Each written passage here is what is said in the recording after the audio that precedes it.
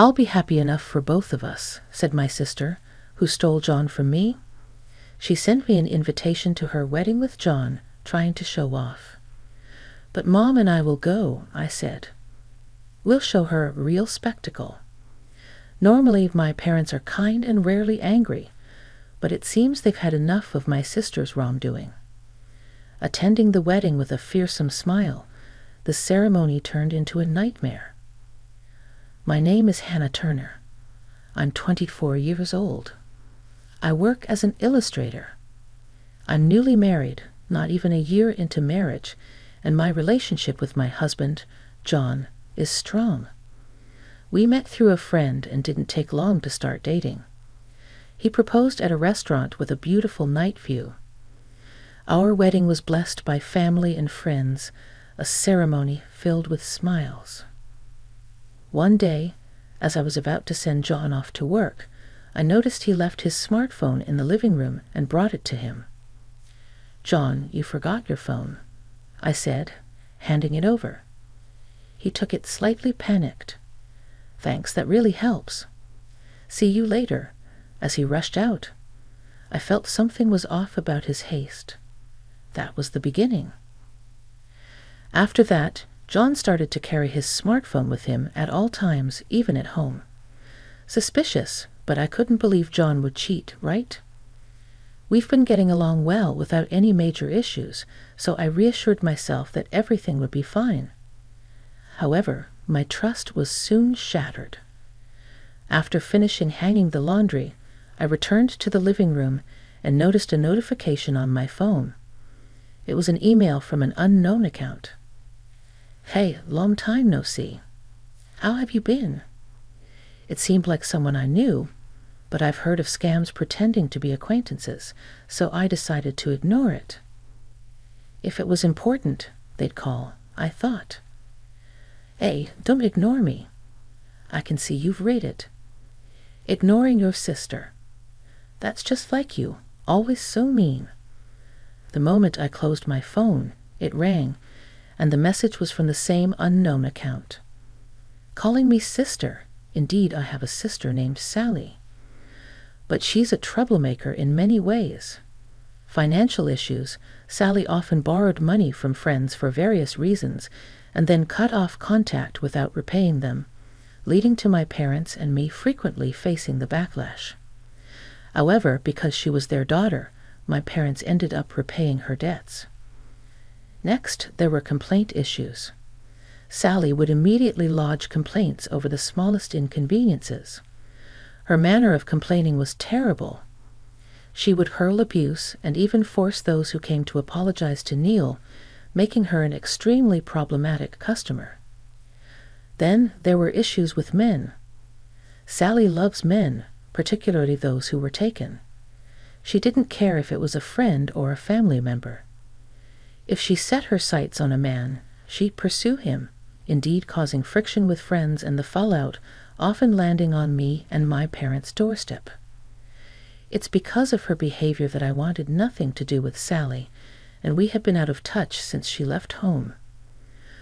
But there was the word sister in the smartphone message.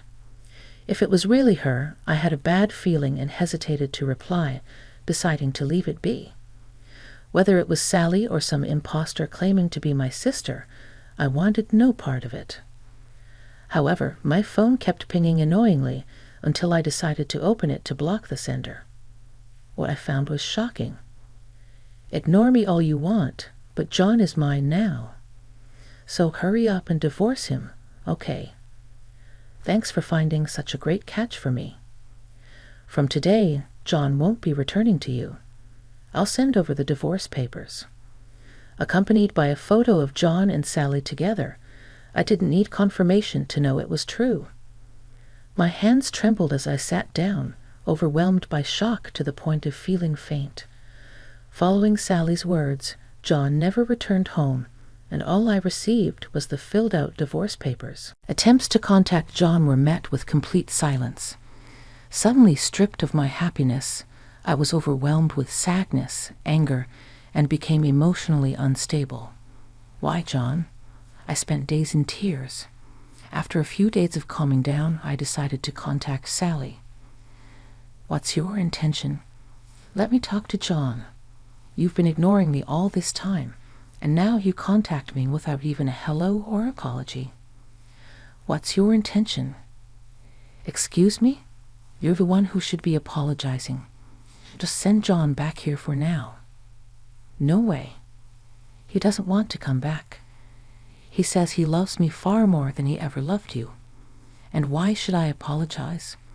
It's your fault for not being able to keep him, no matter what. No matter what I said, it just didn't get through. I was already in a terrible mental state, too tired to worry or think anymore. Enough. Finally realized it's hopeless. Clinging on will only make you more disliked, you know? If you're going to resent someone, resent your own lack of charm, loser." After this exchange, I closed my phone. I was done dealing with Sally and had lost all affection for John.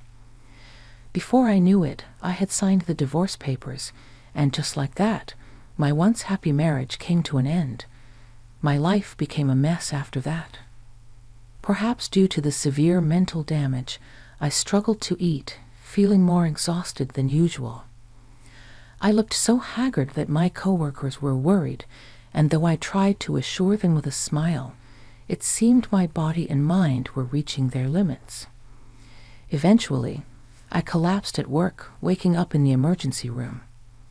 I found my parents and a close coworker by my side. "Hannah, can you recognize me?" Hearing their voices brought me back to full consciousness. Looking around, I realized I was in a hospital, recalling my last memory. "Oh, I collapsed, didn't I?" My dad let out a sigh of relief. "We were shocked when the hospital called. Aren't you overworking yourself?" he suggested. But I knew the real reason. It was the stress from John and Sally. "Maybe," I muttered, and my mom quickly pressed the nurse call button to summon a doctor. After being examined, they decided to keep me in the hospital for observation. "Are you eating properly? Getting enough rest?" My dad bombarded me with questions, worried, while I assured him I was okay. My mom asked him to buy some drinks and anything I might be able to eat. He agreed and left the room. "Hey, Hannah, something's up, isn't it?" My coworker's words resonated with me. "I thought so too. You've looked worn out lately, and this has never happened before," she continued. Women are said to have keen intuition, and it seemed to be true. I sighed and told them both about everything that had happened. I found myself crying in the middle of explaining, realizing I had reached my limit without even knowing it. I thought I was okay with it all, but turns out I really don't understand myself. I forced a laugh. My mom squeezed my hand tightly. "I had no idea all this was happening. Why didn't you tell us sooner?" "It's the first I've heard about the divorce," my coworker added. "Sorry to say this in front of you, Mom, but is Sally out of her mind?" "I can't believe it," I said. Both of them showed their anger towards Sally, and I could feel they were genuinely worried about me. I didn't want to worry anyone, nor did I want to make a big deal out of it. I thought it was something I could overcome on my own. I didn't want to trouble or worry anyone around me. I felt embarrassed about the situation, and part of me believed what Sally had said might be true. Maybe it's my lack of appeal that caused all this. "That's nonsense. What are you talking about? Anyone can see that Sally and her ex are the unbelievable ones. Natalie is right. You did nothing wrong. To think you were suffering all alone. I'm so sorry." Both looked like they were about to cry. I regretted not relying on those around me more. My mom suggested I come back home for a while. Considering my mental and physical state, and after the doctor also recommended rest, Natalie took care of the paperwork at work with my medical certificate. When my dad returned with drinks and heard about me resting at home, he immediately said I should come back later. Natalie managed to explain everything to my work, and HR told me, "You've got plenty of paid time off saved up, so take your time off to rest. After thanking Natalie, she told me she'd do whatever she could, and that I should lean on her. Over the next few days, I stayed at my parents' house. Natalie occasionally visited, and I could tell my mind and body were gradually recovering. I realized that bottling things up really isn't good. Today, Natalie visited again, and as we were enjoying cake prepared by my mom, my phone rang. Curious, I opened it, and my heart raced. "Hey there, how are you doing? Thought you might be wondering about us, so I decided to reach out." It was Sally, who I hadn't spoken to since the fallout. I regretted letting my guard down and checking my phone. Natalie noticed the change in my expression. "What's wrong?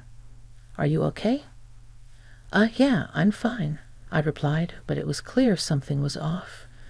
Natalie asked if she could see my phone. I didn't want to worry her, but I had just realized that bottling things up wasn't good. So I nodded and handed her my phone. Natalie looked puzzled as she read the message. "What's this? Is she picking a fight? This is Sally, right?" I nodded in response, and Natalie closed the phone. "Just ignore it. Actually, let's block her. No point in dealing with someone like this." She suggested, and I agreed, opening my phone to block Sally. Just then, another message from Sally came in. "We've been living together smoothly since then, and guess what? I got pregnant. You might be thinking already? But nope. John and I started our relationship 6 months ago." The word pregnant made time stop for me. We had been trying to conceive during our marriage. "It would be great if we could be blessed with our baby soon," we used to say. Making this message cut me deep. Tears started flowing, and Natalie, seeing me cry, took the phone from my hand. After reading the message, she yelled, "What? I can't believe this. I'm so mad I could explode. We should sue them." Suing was something I had considered when I first received the message, but now I didn't have the energy or will to pursue it. "I just don't want to deal with this anymore," I muttered, and Natalie calmed down. "Sorry, I got too emotional." "You're right, it's best not to get involved." Natalie's comforting back rub felt so kind, and I cried a bit more. Then my mom came into the living room, having seen what happened. "Hey, Hannah. Actually, I haven't told your dad about this yet." I understood what that meant, knowing this would infuriate my dad. But I think it's time we told him. My mom's solemn words struck me deeply. I took a moment to think. I also believe it's time to talk about it. This is just too much, I concluded. Natalie's words convinced me too, so I decided to let my mom talk to him. After Natalie went home and it got dark, my dad returned from work. "Wow, smells good in here today too. What's for dinner?" Dad welcomed home. "I'm back," according to Mom. Dad has been in a better mood since I came back home. Dad's usually not one to be in a bad mood, but he seems happy every day. Mom told me how glad she was that I came back. Those words made me genuinely happy, grateful to have a place where I feel at peace. However, today, Mom had a serious look on her face as she started a conversation with Dad. "Welcome home, Dad. I'd usually love to chat about the usual fun stuff, but there's something important we need to discuss." Seeing Mom's expression, Dad seemed to understand and turned serious too. Then, looking at me, he said, "It's about you, isn't it? Let's hear it." Dad's face was kind, and just looking at him almost made me cry. After explaining everything to Dad, his expression was calm, but carried an air of anger, almost frightening. "I see, Hannah. For now, don't block her yet." "Huh. You don't have to read the messages, but wait on blocking her," Dad advised, and I nodded, understanding he must have his reasons. Mom tends to accept Dad's opinions in situations like this. "For now, Hannah, Don't block Sally, and if she contacts you, just don't read it. It might be good to let Natalie know, too." "Understood. Thanks for telling us, Hannah." "You're okay. You've got your dad and mom here for you, and Natalie, too." Dad and Mom's kind words and smiles made me so happy I ended up crying with relief. Seeing this, both my parents laughed. My heart felt incredibly warm. That night I told Natalie, and she said, "It's great you have such supportive parents, and you've got me too." I looked up at the night sky, truly feeling it. After further discussions, I decided to move back home. Moving meant returning to my parents' house, since the office is within commuting distance from their home. Natalie suggested it might be better for my mental health than staying in a house filled with bad memories. The rental contract was in my name, so I took care of the cancellation and sent John's belongings to his parents' house. On the day of the move, I also took care of the mail forwarding at the post office and successfully completed the move. I said goodbye to the landlord with a smile, able to leave on good terms. So I started living at my parents' house again and successfully returned to work. My colleagues were very worried, but I could now answer them with a genuine smile, saying, "I'm okay." My boss also told me not to overdo it, making me realize once again what a great workplace I have. A few months later, as I got home, my mom greeted me with a serious face. "Welcome back, Hannah. There's something we need to talk about. Come to the living room as soon as you've changed." "Oh, okay, understood," I replied. I predicted something was up from my mom's serious expression. I changed into my casual clothes and went to the living room, where my parents were sitting with a puzzled look over a letter. I hesitantly took a seat in front of them and saw the letter placed before me. "An invitation," I muttered, and Dad said, "Yes, it appeared to be a wedding invitation. But what could be the problem with it?" "Can I see it?" "Yes, you can." I took the invitation in my hand. The sender was unbelievably Sally and John. "What?" My voice escaped me in shock. "You filed a forwarding address because you moved, right?" "That's right." No wonder both their faces looked grim. However, surprisingly, I felt calm. If this had happened before, I would have definitely been shocked, but now I just felt disdained. "Are you okay?" my mom asked, concerned. Dad was also looking at me. Somehow I'm much better than I thought I'd be seeing this. I can only feel disdain, though I do wonder how far they want to demean me, right?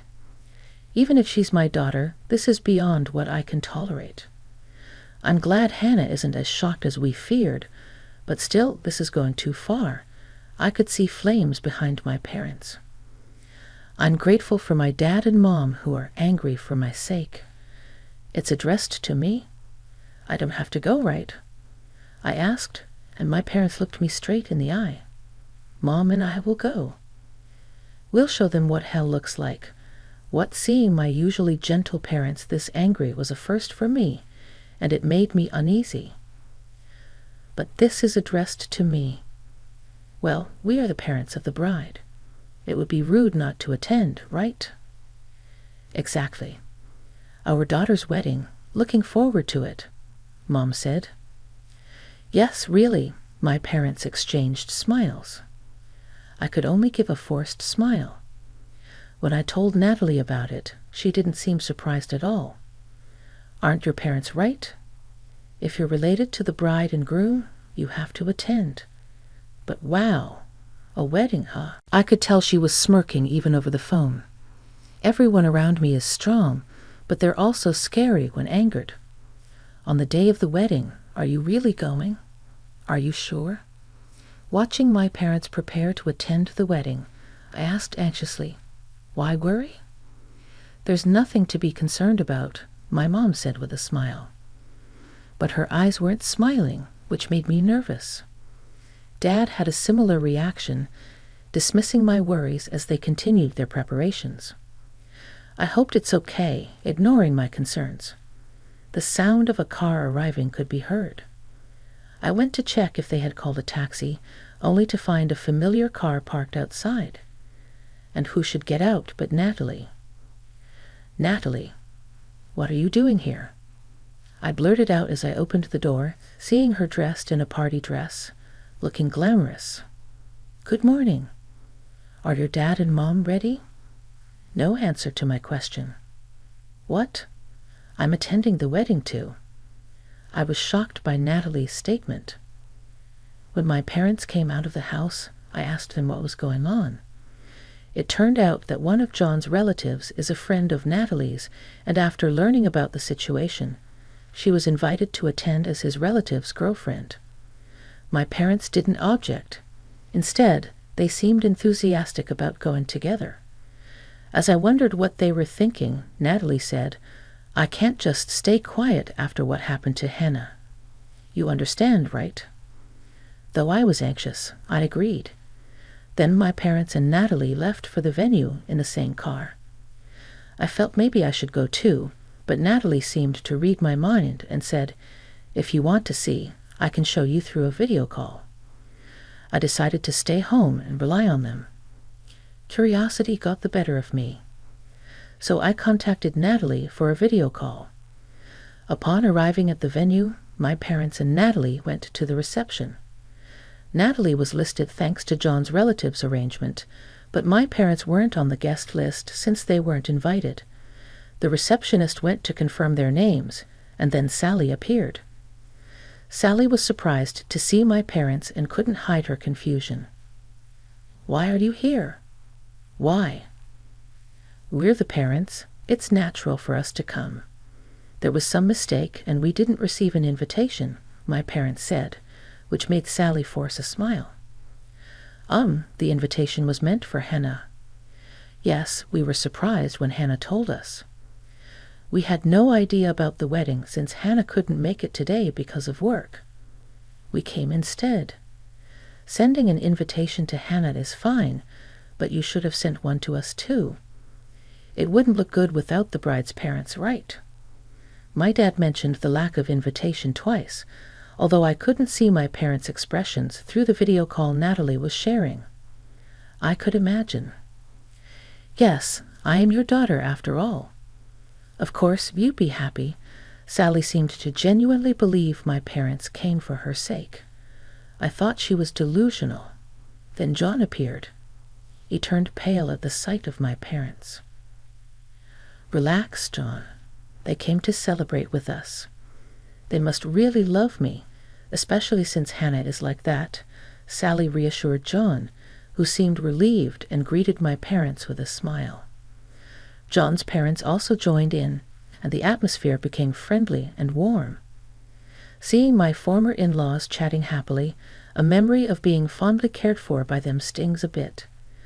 I wondered if they were only nice to me because I was their son's wife, which was a bit shocking.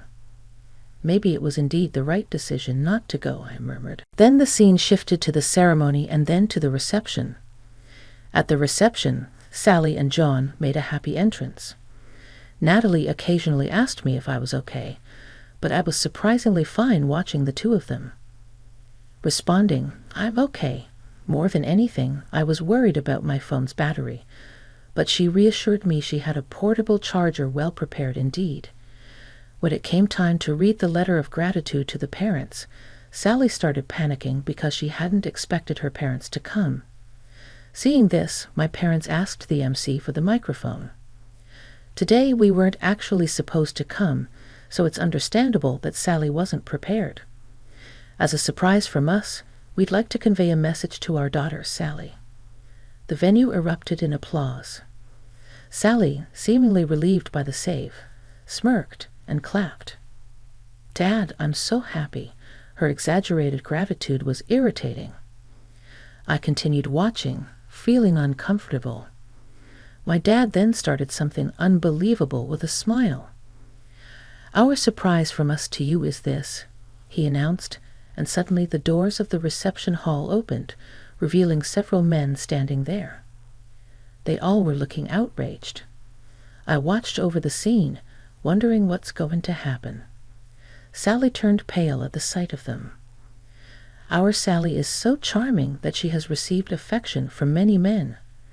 The kind Sally has responded to all these feelings, making her our pride and joy. And today, these gentlemen wanted to give us a surprise, so we brought them here. Wait. Dad, how did you know Sally? I had no idea you were so considerate. Now, gratefully accept this surprise. My dad initiated, leading to the men storming the stage, expressing their anger. Sally tried to escape, but was confronted with accusations like, "What do you mean you're marrying someone else? How much do you think I've spent on you? And pay back the money you borrowed." Sally turned pale and was nearly in tears watching this. Natalie coolly commented, "Wow," while I was stunned. John, confronting Sally with a "What's going on?" found her too shocked and flustered to respond. Then my mom took the microphone and began to speak. Actually, there's one more surprise. As my husband mentioned earlier, our daughter Sally is very charming, so much so that she's also popular among women. As Mom said this, several women in attendance stood up. We've invited those who expressed a desire to meet Sally. Following my mom's words, the women approached Sally. "How dare you steal my man and then try to be happy yourself? Pay me the alimony for cheating with my husband. You cut off contact as soon as I lent you money, pay me back." The situation turned into chaos. The reception hall went from buzzing to downright hellish. I imagined the other guests must be shocked, but they seemed more disgusted than anything. Seeing my parents smiling through this chaos was frightening, and I realized this is the kind of reputation my sister had.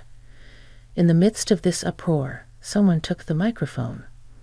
Sally, to have such an attractive person as our son's bride, is truly heartwarming. To my surprise, it was my former mother-in-law making an unexpected statement. As I wondered what she was talking about, she continued, "It might not compare to the wonderful surprise prepared by Sally's parents, but we also have a surprise for you." John looked shocked by his mother's words. "What are you talking about, Mom? Can't you see what's happening?" Ignoring John's attempt to calm the situation, my former father-in-law took the microphone.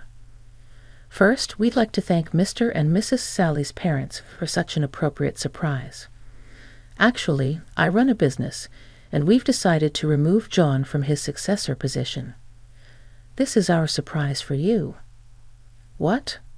What?" Sally and John were astonished. I had heard during their marriage about John being groomed as a successor. His dad's announcement was shocking. "What are you saying, Dad?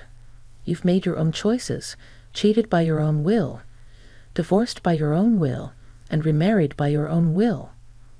Someone who can make such commendable decisions should start your own business rather than take over mine.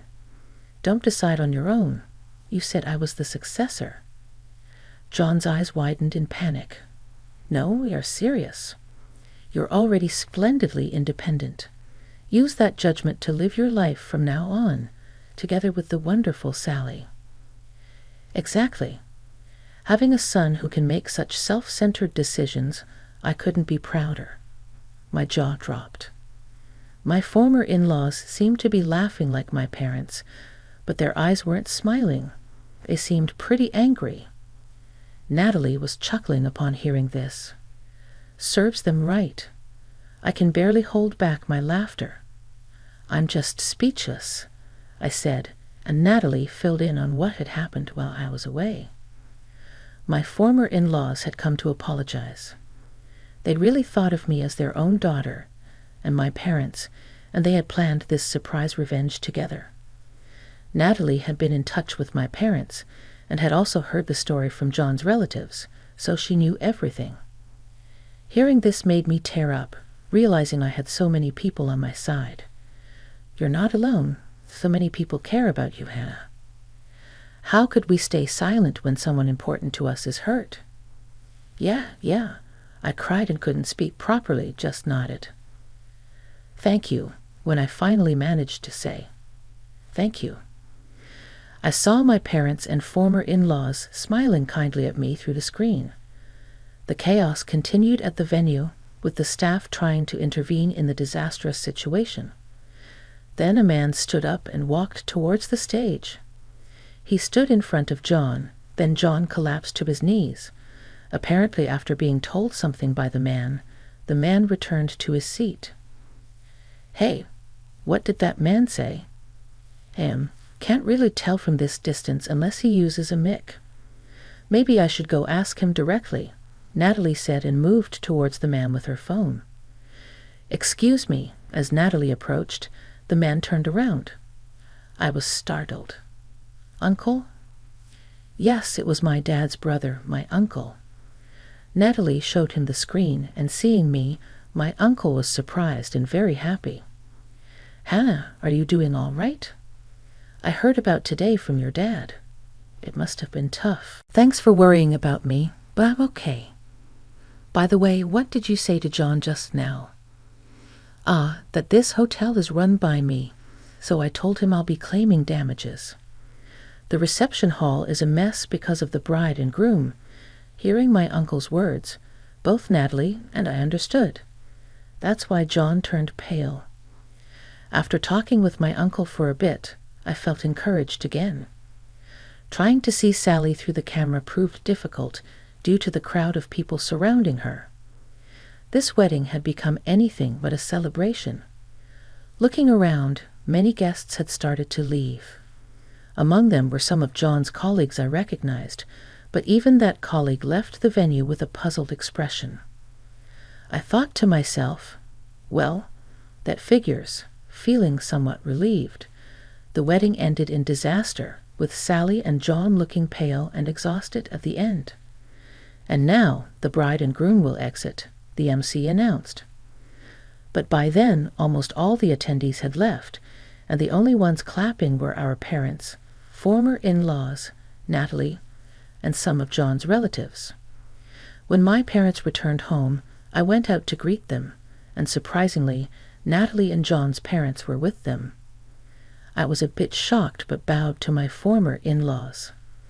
"I'm sorry for not being in touch. I regret that our marriage ended this way despite your kindness. I had been feeling guilty for not apologizing to my former in-laws after the divorce, so I took this opportunity." My former in-laws, with tears in their eyes, placed their hands on my shoulders. "We should be the ones apologizing," they said, but I insisted it was unnecessary and thanked them for their care during the marriage. After that, we all had tea and chatted happily, thanking each other for the wedding events and parted on good terms. I felt like I finally had closure and felt refreshed. A few days later, my phone rang during work. It was a message from Sally. I had forgotten to block her, but upon checking, it was a barrage of complaints. "Your fault our wedding was ruined. Take responsibility. You told our parents, didn't you? Jealous much? Don't project your unhappiness on me, pathetic loser." I pondered for a moment, then asked Natalie, who was at the next desk, "Can I still claim alimony for the affair?" "Easy. She's been sending enough evidence herself, right?" Feeling completely over it, I decided to hire a lawyer to claim alimony. I saved all the exchanges and images sent by Sally and replied to her, "Thanks for all the evidence of the affair. A lawyer will be in touch, so please stop contacting me directly." "A lawyer? What are you thinking?" "Stop it." Sally started deleting the messages and images she had sent. After telling Sally that all evidence was saved, she visibly panicked and started apologizing. "Sorry, it was all lies. I'll give Jen back since he's no longer going to be the CEO, and I won't say anything terrible anymore. Please spare me the alimony. I already have debts as it is. That's none of my concern. I don't want Jan, and well, do whatever you like. Actually, it might have been good that you took him. I don't need a man who cheats, and in the end, you protected me. Thanks, sis. I sent that and cut off contact. After blocking Sally, she tried to reach out from different accounts, but I blocked those too. I consulted with the lawyer I was referred to and submitted the evidence. They were quick to act on it. Next, I started receiving messages from John. Perhaps things weren't going well with Sally. He sent me creepy messages like a Romeo, which I ignored and also blocked. My parents handled it when he tried to contact the house, wanting to talk to me. Apparently frightened by my parents, he hasn't contacted me since. Later, the lawyer informed me that John and Sally had agreed to pay the alimony. They tried to fight it with Sally's usual complaint tactics, but that doesn't work on a lawyer. Realizing they had no chance, they accepted defeat dejectedly. John, initially resistant, turned pale and gave in after learning Sally had sent me plenty of evidence. Despite the bitter feelings from being tormented by such childish individuals, I'm now only grateful for the many people who protected me. Sally and John eventually divorced. Sally, having no one to rely on, contacted our house once, but my parents made an estrangement declaration. It said that she hung up the phone while crying. Jen, rumored about the wedding at work, found it uncomfortable and resigned. Unable to return home, he's now surviving on part-time jobs. As for me, I received a promotion at work due to high performance. I started a relationship with someone I met in my new department. Looking towards the future, Natalie also hit it off with one of John's relatives, and we often share our love stories. Next month, as a celebration, my parents, Natalie, and even my former in-laws are planning a hot springs trip together. After hitting rock bottom, I feel happier than before.